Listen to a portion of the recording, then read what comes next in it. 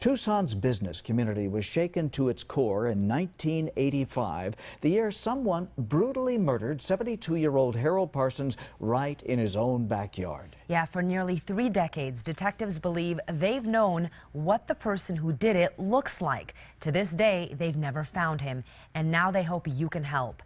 9 Your Side's Marcelino Benito takes us inside this bizarre, brutal cold case.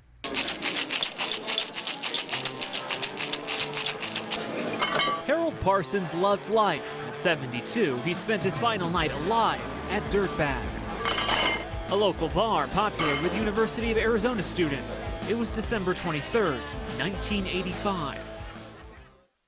After dropping a friend off at home, that was the last any of his family or friends had heard from him. Mr. Parsons' phone rang late on Christmas Eve. He was home in his upscale residence just north of Campbell and River.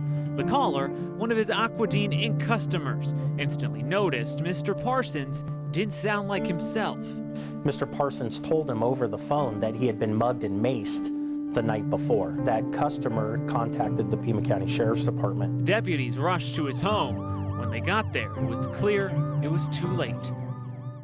One of the doors was open, and when searching through the house, they found how blood was located not only on the floors but throughout, or on the walls throughout the house. It was quite obvious that he was involved in some type of altercation and was very badly beaten. Mr. Parsons would live for only a few more hours. He died at the hospital before Christmas morning. Investigators were stumped. They had no motive. Nothing seemed to be missing from the house, but they would catch a lucky break, not here in Tucson, but in Phoenix. His credit card was being used at the Metro Mall in Phoenix on December 24th and an additional day, I believe, on December 26th. Someone was doing $1,200 worth of Christmas shopping with Parsons' credit cards, except it wasn't Parsons. He was dead. Detectives believe it was the killer. Witnesses say the man's hand was badly bruised and damaged, and they noticed more than his hand. Interviews helped develop these composite sketches. Several people matched the drawing. All of those people were located and talked to. So at this point, none of those individuals have been excluded as a suspect at this point in time. And that's why the case remains cold today, and why detectives are taking another look.